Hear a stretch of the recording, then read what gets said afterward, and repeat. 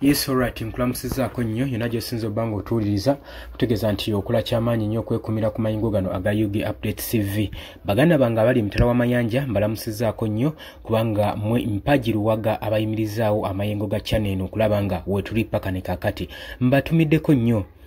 Mwami Yoweri Kaguta Museveni agenze maaso n'okuwooninga ba foot soldiers n'agamba agenda kubanga abakolako ddala. Lwaki Muzeeyi Yoweri Kaguta Museveni saawa zino avuddeyo n'ayogera ku nsonga ya Red Beret ku kibiina kya National Unity Platform ku ba foot soldiers kyokka ng'etteeka libadde terinayisibwa erya UPDF Amendment Bill nga terinayisibwa? Yoweri Kaguta Museveni abadde tavangayo kwogera ku balenzi bano amanyikiddwa nga ba foot soldiers abambala yunifoomu y'ekibiina kya National Unity Platform. Kakati kino kyeraliikiriza nnyo eggwanga beebuuza era omugaso gwa bbiiru eno yayisiddwa ng'ebigendererwa byayo biri bitya. Batandise okuba nga babyebuuza. Oli ku UG Update TV gwe atannatweyungako kkirira wansi waliwo ekigambo subscribe kikoneko obeere nga otweyungako. Kakati no Mwami Yoweri Kaguta Museveni agenze maaso n'okulabula ba foot soldiers ng'abagamba nti nno tamanyi kibatambaala na kibambala kubanga bagenda maaso n'okwambala ebyambalo ebifanaganako n'amagye. Tetumanyi ddala kituufu oba bino ebyambalo bifanaganako n'abyamagye, wabula bo bakiraiminga nga bagamba kino ekyambalo kyabwe.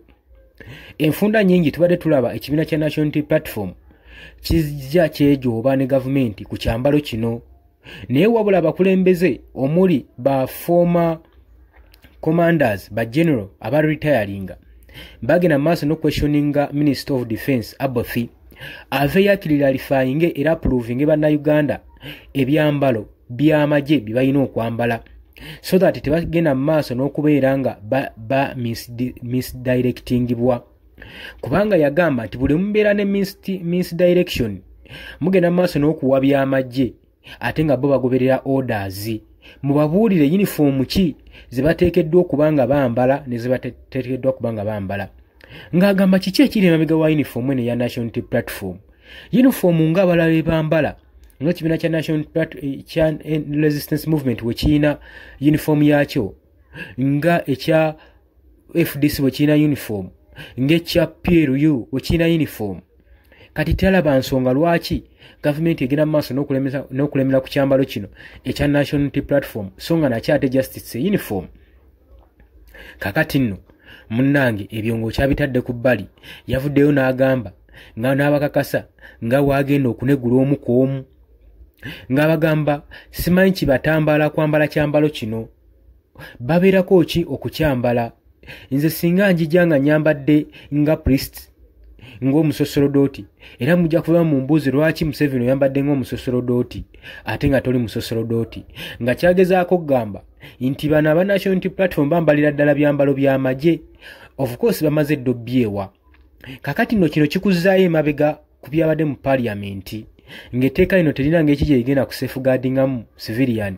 Nagambye tageti w'etteeka eryo lyabadde ku kitambalo kino ekya National Unity Platform naddala n'abawagizi baakyo nga bagala ku decreasinga ku nnamba eno egenda mu maaso n'okuwagira ekibiina kino saako n'okukiwagira nga bambadde uniform yakyo gye baagala okukendeeza baleme kubeera identified, eggwanga lireme ku notifyinga naku identifyinga obungi bw'abawagizi Robert Kyagulanyi Ssentamu bw'alina oba oliawo, kubanga tewandibaddewo nsonga lwaki gavumenti yandibadde egenda mu maaso n'okukugira ekyambalo kino, kubanga tebakwata mmundu,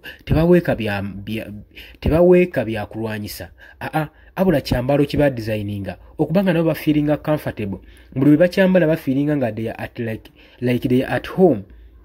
Naye ate gwe obajjako eddembe lyabwe tegeeza olinnyiridde justice ey'abatuuze oba ey'abasiviliani. Kakati Mwami Yoweri Kaguta Museveni nze kyendowooza ayagala kusinziirira ddala mu UPDF Amendment Bill gye baakoze okusobola okulaba ng'akwata ku bantu bano ab'ekibiina kya National Unity Platform. Engeri gye bawadde omwagaanya baagala kwata omu ku omu nga babatwala mu military court ng'era bakiraiminga nti bano bambadde ekyambalo ky'amagye. Bino twali tubagamba eggulo tetteeka newankubadde bagenda maaso n'okwashiwalinga parliament ndigenda ku safeguardinga ba civilian. Tewali ngeri, tewali protocol n'emu gye baalambise gye baalaze nti civilian anaaprotectingibwa waati gw'atakwata asobola okuprotectinga gwali okirabye. Mbadde mmanyi ayongera kubanga asala magezi okubanga weeyongerayo munda oba nasinakini oleme kuvaayo.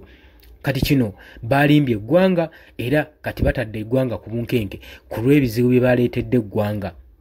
Wabula newankubadde Mwami Yoweri Kaguta Museveni agenze maaso n'okuwuninga, aba National Unity Platform kino tebazigudde ettama, bagenze maaso n'okubanga bagenda n'okwambala ekyambalo kyabwe nga bo bagamba bakiraiminga nti kino kyambalo just it's a uniform, epate uniform yaffe gye tuteekeddwa okwambala. Ne wabula nga ye Mwami Yoweri Kaguta Museveni agamba nti Red Beret zino siraba nsonga lwaki baba bagenda mu maaso n'okuzambala, era kimweraliikiriza era kiteeka security y'eggwanga ku risiki nga beeraliikidde bagamba nti ekibiina kya National Unity Platform kyandibanga kitraininga bayeekera era nga iwavaayo beebato bagenda okubanga bagamba basobole okubanga banoona omu ku omu babatwale mu military court nga bwe kigambibwa. Oli ku Yugi Update TV, nyongera okujjukiza gwa tannatoyongako kirira wansi waliwo ekigambo subscribe.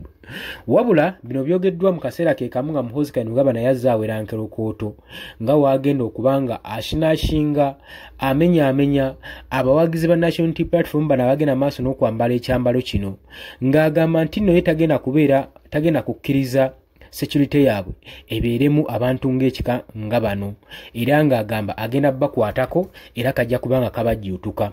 Si gwe gusoose okubanga akola statement, waliwo ne gwavaako juzi yavaayo n'alangirira ng'ekibiina kya National Unity Platform omuwagizi waakyo erabibwako ng'akolera eddala ekyambalo kya NRM ekifaanaganirako ddala mu shape mu fashion y'emu n'ekya NUP National Unity Platform ng'atambula mu kibuga teyakwatibwako. Wabula Muhoozi yavaayo n'agamba nti yenna analabibwako ng'akutte ku muwagizi ng'ayambadde ekyambalo kya NRM kajja mujjuutuka. Naye wabula bwe nkusanga ng'oyambadde ekya NUP undaba adduka buddusi kubanga ekinaakutuukako gw'anaamanya. Ebyo ebigambo bya gino Muhoozi Kainerugaba ng'agenda mu maaso n'okubanga reflectinga concern ku kyambalo kino ng'era alaga si mumativu na nkola za kibiina kya National Unity Platform era si mumativu wadde n'akamu n'akatono okubalaba nga bagenda mu maaso n'okwambala ekyambalo kyabwe. Ne twebuuza constitution lwaki tekolebwa ng'ekibiina ekiri mu opposition tekirina kwambala kyambalo kyonna kubanga bano babuliddwako ewaka ne mu kibira buli kyambalo kibajjeyo okwambala nti ekyo kyamagye. Kati baali twagala parliament eyite Minister of Defense erambike ekyambalo ky'amagye bwe kirina okubeera, erambike ab'ekibiina kino ekya National Unity Platform.